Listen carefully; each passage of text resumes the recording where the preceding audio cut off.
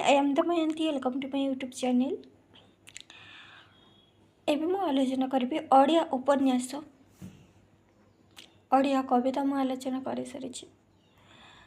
PG net ଏବଂ SSP exam ପାଇଁ ଏହା ନିହାତି ଉପଯୋଗ୍ୟ। ବିଶ୍ୱର ପ୍ରଥମ ଉପନ୍ୟାସର ନାମ କ'ଣ? ବିଶ୍ୱର ପ୍ରଥମ ଉପନ୍ୟାସ ହେଉଛି ପାମେଲା। 1740ରେ ଏହା ଲେଖା ହେଇଥିଲା। ସାମାଜିକ ଉପନ୍ୟାସ ସାମୁଏଲ ରିଚାର୍ଡସନ୍ ଲେଖିଥିଲେ। କେତେକ ସମାଲୋଚକମାନେ କାଦମ୍ବରୀକୁ ଏକ ଉପନ୍ୟାସ ଭାବେ ଗ୍ରହଣ କରନ୍ତି।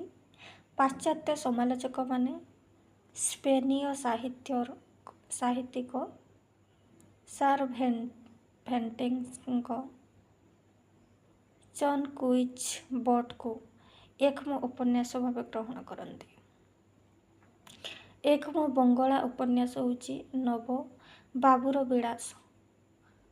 ପ୍ରଥମନାଥ ଶର୍ମା ଲେଖିଛନ୍ତି। ଏକମ ମରାଠୀ ଉପନ୍ୟାସ ହେଉଛି ୟମୁନା ପର୍ଯ୍ୟଟନ। ତାକୁ ରଚନା କରିଛନ୍ତି ପଦ୍ମ। ଏକମ ମାଲାୟଲମ ଉପନ୍ୟାସ ହେଉଛି କୁନ୍ଦଲତା। ତାକୁ ରଚନା କରିଛନ୍ତି ଅଷ୍ଟୁନି ଦିଙ୍ଗୁଡେ। ଏକମ ଓଡ଼ିଆ ଉପନ୍ୟାସ ହେଉଛି ପଦ୍ମବାଳୀ। ତାକୁ ରଚନା କରିଛନ୍ତି ଉମେଶ ଚନ୍ଦ୍ର ସରକାର। ପ୍ରଥମ କନ୍ନଡ଼ ଉପନ୍ୟାସ ହେଉଛି ସୂର୍ଯ୍ୟକାନ୍ତ। ତାଙ୍କୁ ରଚନା କରିଛନ୍ତି ଲକ୍ଷ୍ମଣ ରାଓ ଗଜବେଲ। ପ୍ରଥମ ତେଲୁଗୁ ଉପନ୍ୟାସ ହେଉଛି ରାଜଶେଖର ଚରିତମ୍। ତାକୁ ରଚନା କରିଛନ୍ତି କଣ୍ଡୁକୁରି ବୀରେଶ ଅଲିଙ୍ଗମ ପାନ୍ଥୁଲ। ପ୍ରଥମ ଅସମିଆ ଉପନ୍ୟାସ ହେଉଛି ସୁଧର୍ମାର ଉପାଖ୍ୟାନ। ତାକୁ ରଚନା କରିଛନ୍ତି ପଦ୍ମାବତୀ ଦେବୀ। ପ୍ରଥମ ବିଶ୍ୱ ସାହିତ୍ୟର ପ୍ରଥମ ଐତିହାସିକ ଉପନ୍ୟାସ ହେଉଛି ଇଭେଲିନ୍। ତାକୁ ରଚନା କରିଛନ୍ତି ପ୍ୟାନି ବନେ। ବିଶ୍ୱ ସାହିତ୍ୟର ପ୍ରଥମ ମନସ୍ତାତ୍ତ୍ୱିକ ଉପନ୍ୟାସ ହେଉଛି ୟୁଲିସିସ୍। ତାକୁ ରଚନା କରିଛନ୍ତି ଜେମ୍ସ ଜୟେସ୍। ବିଶ୍ୱ ସାହିତ୍ୟର ପ୍ରଥମ ରହସ୍ୟ ଉପନ୍ୟାସ ମନଷ୍ଟନ୍। ପ୍ରଥମ ଓଡ଼ିଆ ଐତିହାସିକ ଉପନ୍ୟାସ ପଦ୍ମମାଳୀ। ପ୍ରଥମ ଓଡ଼ିଆ ମନସ୍ତାତ୍ତ୍ୱିକ ଉପନ୍ୟାସ ମନେ ମନେ। ଲେଖିଛନ୍ତି ବୈଷ୍ଣବ ଚରଣ ଦାସ। ପ୍ରଥମ ଓଡ଼ିଆ ଚରିତ୍ର ଉପନ୍ୟାସ ଶତାବ୍ଦୀର ସୂର୍ଯ୍ୟ। ଲେଖିଛନ୍ତି ସୁରେନ୍ଦ୍ର ମହାନ୍ତି। ପ୍ରଥମ ଓଡ଼ିଆ ଚରିତ୍ର ଉପନ୍ୟାସ ସାୟନାରା। ଲେଖିଛନ୍ତି ଦୀନନାଥ ପାଠୀ। ପ୍ରଥମ ଓଡ଼ିଆ ଅଣକାଳ୍ପନିକ ଉପନ୍ୟାସ ଦେଶକାଳପାତ୍ର। ଲେଖିଛନ୍ତି ଜଗନ୍ନାଥ ପ୍ରସାଦ ଦାସ। ପ୍ରଥମ ଓଡ଼ିଆ ବୈଜ୍ଞାନିକ ଉପନ୍ୟାସ ପୃଥିବୀ ବାହାରେ ମଣିଷ।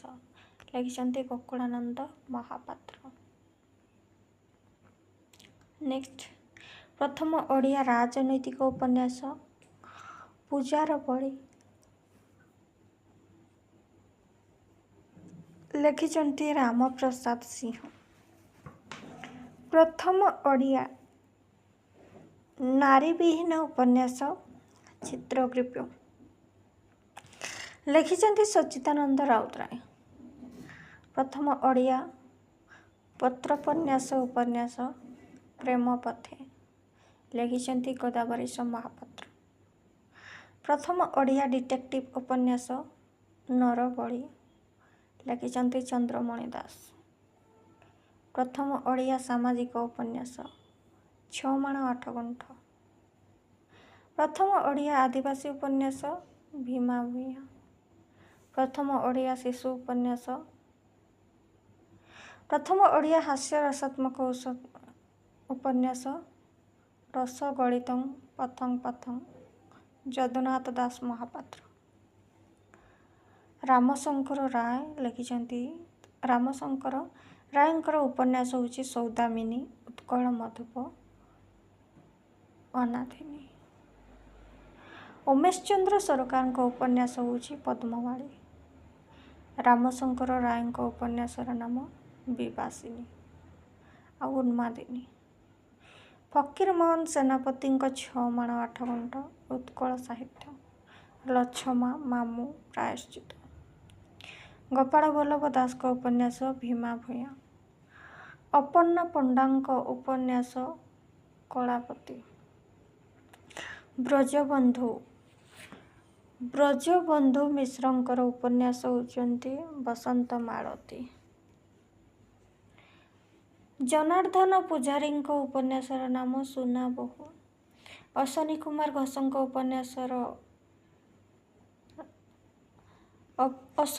ଘୋଷଙ୍କ ଉପନ୍ୟାସର ନାମ ବୁଢ଼ା ଚଚା। ଦୀନବନ୍ଧୁ ପାଳଙ୍କ ଉପନ୍ୟାସର ନାମ କୁନ୍ତଳିନୀ। ତାରିଣୀ ଚରଣ ରଥଙ୍କ ଉପନ୍ୟାସର ନାମ ଅନ୍ନପୂର୍ଣ୍ଣା। ମୃତ୍ୟୁଞ୍ଜୟ ରଥଙ୍କ ଉପନ୍ୟାସର ନାମ ଅଭୂତ ପରିଣାମ। ଚିନ୍ତାମଣି ମହାନ୍ତିଙ୍କ ଉପନ୍ୟାସର ନାମ ରୂପାଚୁଡ଼ି ଟଙ୍କା ଗଛ। ଯୁଗଳ ମଠ ବୋଲା ଫକୀର ଶନି ସପ୍ତା। ନେକ୍ସଟ ନନ୍ଦକିଶୋର ବଳଙ୍କ ଉପନ୍ୟାସକ ନାମ କନକଲତା। ଗୋଦାବରୀଶ ମିଶ୍ରଙ୍କ ଉପନ୍ୟାସର ନାମ ଅଭାଗିନୀ ଘଟାନ୍ତର। ନିର୍ବାସିତ ଦାସତ୍ୱମୋଚନ 1817। କୁନ୍ତଳା କୁମାରୀ ସାବନ୍ତଙ୍କ ଉପନ୍ୟାସର ନାମ ଭ୍ରାନ୍ତି ନଅତୁଣ୍ଡି। କାଳୀ ବୋହୂ ପରଶମଣି ରଘୁ ଅରକ୍ଷିତ। ରାମଚନ୍ଦ୍ର ଆଚାର୍ଯ୍ୟଙ୍କ ଉପନ୍ୟାସର ନାମ ବୀର ଓଡ଼ିଆ। ନିର୍ମଳା କୁମାରୀ ପୀୟୁଷ ପ୍ରବାହ। ବୀରାଙ୍ଗନା ପ୍ରଣୟ ପ୍ରବାହ। ନନ୍ଦକିଶୋର ଦାସଙ୍କ ଉପନ୍ୟାସର ନାମ ପ୍ରତିଶୋଧ। ଲକ୍ଷ୍ମୀକାନ୍ତ ମହାପାତ୍ରଙ୍କ ଉପନ୍ୟାସର ନାମ କଣା ମାମୁଁ। ବଟକୃଷ୍ଣ ପ୍ରହରାଜଙ୍କ ଉପନ୍ୟାସର ନାମ ମିଠା ମଠ ନମସ୍କାର। ପୂର୍ଣ୍ଣାହୁତି ଅଶ୍ରୁବିନ୍ଦୁ।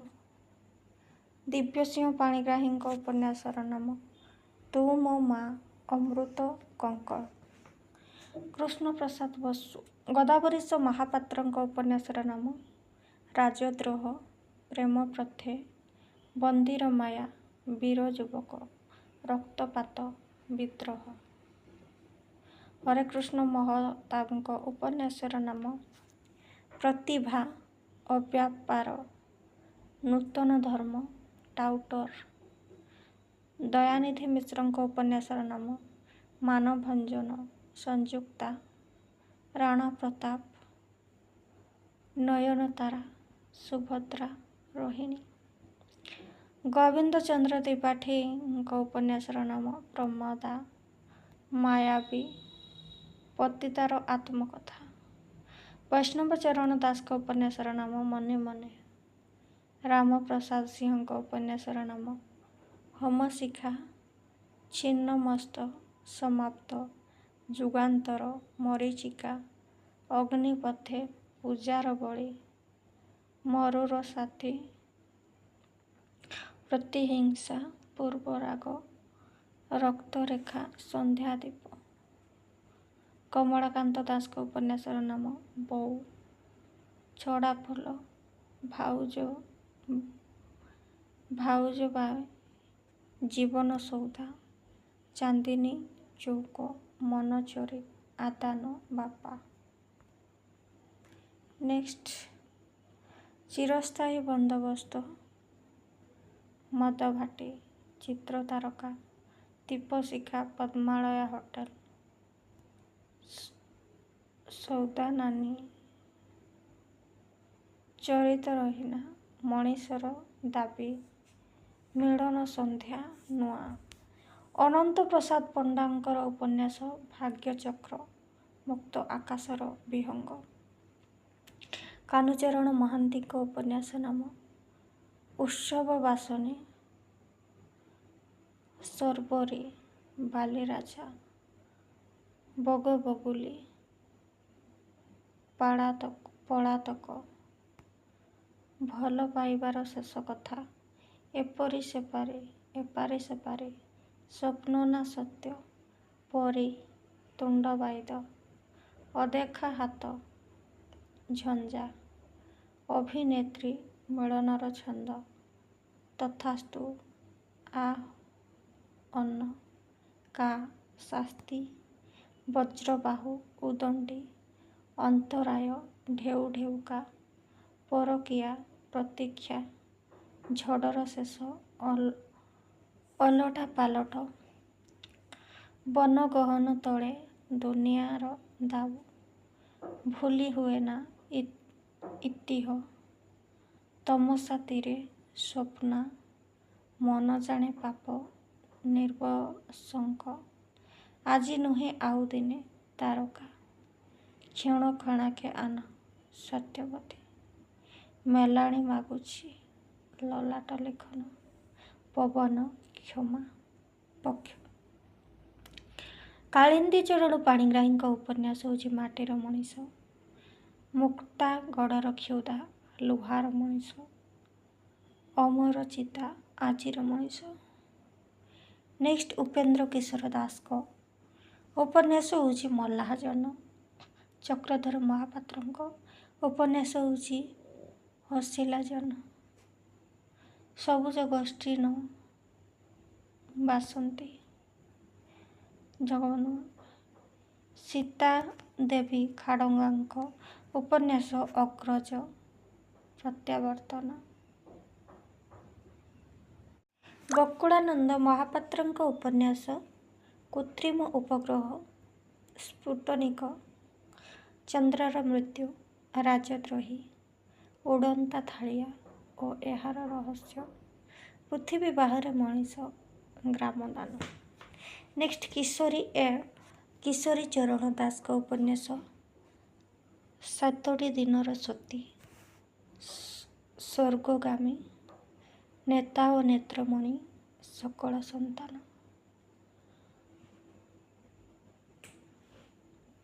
ନେକ୍ସଟ ଦିଗମ୍ବର ଦାସଙ୍କ ଉପନ୍ୟାସ ଦି ଟୋପା ଲୁହ, ଲଭ୍ ଲେଟର, ପ୍ରାଣ ସଙ୍ଗିନୀ, ମନମୋହିନୀ, ଟାଉନ ବସ୍, ମାୟା ରାବଣ, ଓଢ଼ଣା ତଳେ, ବିରତି ପଥେ। ନେକ୍ସଟ ମହାପାତ୍ର ନୀଳମଣି ସାହୁ ଧରା ଅଧାରା। ମହାପାତ୍ର ନୀଳମଣି ସାହୁଙ୍କ ଉପନ୍ୟାସର ନାମ ଧରା ଅଧାରା, ତାମସୀ ରାଧା, ହଂସ ମିଥୁନ। ନେକ୍ସଟ ଗୋବିନ୍ଦ ଦାସଙ୍କ ଉପନ୍ୟାସ ଅମାବାସ୍ୟାର ଚନ୍ଦ୍ର, ଭଗ୍ନାଂଶ, ଲାସୁ, ସୂର୍ଯ୍ୟାସ୍ତ। ନେକ୍ସଟ ଦୟାଲାଲ ଯୋଶୀଙ୍କ ଉପନ୍ୟାସ ଅନ୍ଧାରେ ଆଲୋକ, ନିଡ଼ୁର ସଂସାର, ଆଶା ଅସିତ, ଶେଷ ପର୍ଯ୍ୟାୟ, ପ୍ରବାହ, ବନମାଳତୀ। ନେକ୍ସଟ ବସନ୍ତ କୁମାରୀ ପଟ୍ଟନାୟକଙ୍କ ଉପନ୍ୟାସ ଅମଡ଼ା ବାଟ, ଚୋରାବାଲି, ଜୁଆର ଭଟ୍ଟା, ସଭ୍ୟତାର ସାଜ, ଅଳିଭା ଚିତା, ପାଲଟା ଢେଉ। ନେକ୍ସଟ ଯୋମେଶ୍ୱର ମିଶ୍ରଙ୍କ ଉପନ୍ୟାସ ଖମାରି, ଗଡ଼ତିଆ, ବ୍ୟାଙ୍କ ମ୍ୟାନେଜର, ଗୁପ୍ତ, ତୋଫାନ ମେଲ, ଶିକାରୀ, ନୀଳରାତ୍ରିର ଉଲ୍କା, ଛାୟାମହଲ। ନେକ୍ସଟ ମୁରଲୀଧର ମଲ୍ଲିକଙ୍କ ଉପନ୍ୟାସର ନାମ ମୁକ୍ତିର ଆହ୍ୱାନ, ନବପଲ୍ଲବ, ଟ୍ରପିଜ ଗାର୍ଲ, ଅଦୃଷ୍ଟ, ପରିହାସ, ବନ ବନାନ୍ତର, ରଜନୀ ଯାଇଛି ବିତି, ଧୂଳିର ଧରଣୀ, ମହାମେଘ ବାହନ, ରକ୍ତସାଗର। ନେକ୍ସଟ ଶୁକଦେବ ସାହୁଙ୍କର ଉପନ୍ୟାସ ନବଜନ୍ମ, ଖସଡ଼ା ପଥରେ, ବିଦେଶ ବାହୁଡ଼ା, ପ୍ରିୟା ଓ ପରକୀୟା, ଗାଁ ମାଟି ଡାକେ, ଝଡ଼ ଓ ଖରାଫଲ, ମନର ଯେତେ ଆଶା। ନେକ୍ସଟ ଅନଦା ପ୍ରସାଦ ରକ୍ଷିତ, କେତେ କଣ୍ଟା କେତେ ଫୁଲ, ସ୍ୱର୍ଣ୍ଣରେଣୁ, ନୀଲମ ବିବି, ଅଶାନ୍ତ ପୃଥିବୀ, ଅନୁରାଗିଣୀ। ହରିହର ବାହିନୀପତିଙ୍କ ଉପନ୍ୟାସ ନରକର କଇଁ। କାରାର ମଣିଷ। ନେକ୍ସଟ ବଳରାମ ପଟ୍ଟନାୟକଙ୍କ ଉପନ୍ୟାସ କ୍ରନ୍ଦନ, ପ୍ରତିବିମ୍ବ, ଅପଦାର୍ଥ, ମନର ମଳୟ, ଅରକ୍ଷ, ଜଣା ଅଜଣା, କେତେ ଯେ ଅକୁହା କଥା, ପ୍ରତିଧ୍ୱନି, ଅନ୍ଧକାରର ଜ୍ୟୋତ୍ସ୍ନା 3 ଅଧ୍ୟାୟ, ମହାନଦୀର ଢେଉ, ମନ ଅରଣ୍ୟ, ରୂପାଲି ଛକର ଇତିକଥା। ନେକ୍ସଟ ସୂର୍ଯ୍ୟନାରାୟଣ ଆଚାର୍ଯ୍ୟଙ୍କ ଉପନ୍ୟାସର ନାମ ଡାକ୍ତରଖାନା, ସ୍ମୃତି ମନ୍ଥନ, ଖୋଜି ପାଏନା, ଏ ମନ ସେ ମନ ଏବଂ ସେମାନେ, ଛିନ୍ନ ପୃଷ୍ଠା, ଅଦ୍ୱିତୀୟା। ନେକ୍ସଟ ଚନ୍ଦ୍ରଶେଖର ରଥଙ୍କ ଉପନ୍ୟାସ ଯନ୍ତ୍ରାରୂଢ଼, ନବଜାତକ, ଅସୂର୍ଯ୍ୟ ଉପନିବେଶ। ନେକ୍ସଟ କଣ୍ଡୁରି ଚରଣ ଦାସଙ୍କ ଉପନ୍ୟାସର ନାମ ମିଡନାଇଟ୍ ହୋଟେଲ, ଦିନେ ରାତିରେ, ଅଶରୀରର କାରସାଦି, ବାଲିଝଡ଼, ଲାଲମହଲ, ଲାଲ ସଙ୍କେତ, ଲାଲ ପରି, ଛାୟା କୁହେଳୀ, ରାତ୍ରିର କ୍ରନ୍ଦଶୀ, ନୀଳ ନିଳୟ, 2ଟି କଳା ଆଖି, ମୃଗନାଭି, କିଏ କାନ୍ଦେ, ସୁନେଲି ପ୍ରଜାପତି, ଡାଆଣି ଆଲୁଅ। ନେକ୍ସଟ ଯଦୁନାଥ ଦାସ ମହାପାତ୍ରଙ୍କ ଉପନ୍ୟାସ ଗ୍ରାମ୍ୟ ନଦୀର ତୀରେ, ଭଗ୍ନ ମାନସୀ, କାହାଣୀ କୁବେର ପୁତ୍ରର, ନୀଡ଼ର ସନ୍ଧାନୀ, ମାଘ ଶେଷ, ମେଘ ଶେଷ, ଭଙ୍ଗା ଘର, ଲୁହର ଫୁଲ, ନିହତ ଚନ୍ଦ୍ରମା, ସନ୍ତାନର ସେତୁ, ରାହୁ ମୁକ୍ତି। ନେକ୍ସଟ ସାତକଡ଼ି ହତାଙ୍କ ଉପନ୍ୟାସର ନାମ ବ୍ୟାକୁଳ ହୃଦୟ, ସ୍ୱପ୍ନ ଶିଉଳି, ଏତେ ସ୍ୱପ୍ନ ଏତେ ଆଲୋକ, ସଚିବାଳୟ, ଅନେକ ଦିଗନ୍ତ, ଅଶାନ୍ତ ଅରଣ୍ୟ, ଅସମୟ, ଶତାବ୍ଦୀର ଶୋଷ, ପ୍ରଥମ ଅଧ୍ୟାୟ, ରାଜଧାନୀର ରଙ୍ଗ, କ୍ରୁଶବିଦ୍ଧ, ପ୍ରତ୍ୟୁଷର ପ୍ରଶ୍ନ, ଭଙ୍ଗା କାଚ, ସୂର୍ଯ୍ୟ ମିଳେ ସ୍ୱପ୍ନ। ନେକ୍ସଟ ରାଜେନ୍ଦ୍ର ପ୍ରସାଦ ଦାସଙ୍କ ଉପନ୍ୟାସର ନାମ ଆଜିକାଲି ପରଦିନ, ଗୋଦାବରୀଶ ମିଶ୍ରଙ୍କ ଉପନ୍ୟାସର ନାମ ପ୍ରେମ ବଳୟ, ପାଷାଣୀ କନ୍ୟା, କଶ୍ଚିତ୍ କାନ୍ତା, ଛିନ୍ନ ମେଘ, କେତେ ବାନ୍ଧବୀ, ଅନ୍ୟତମ।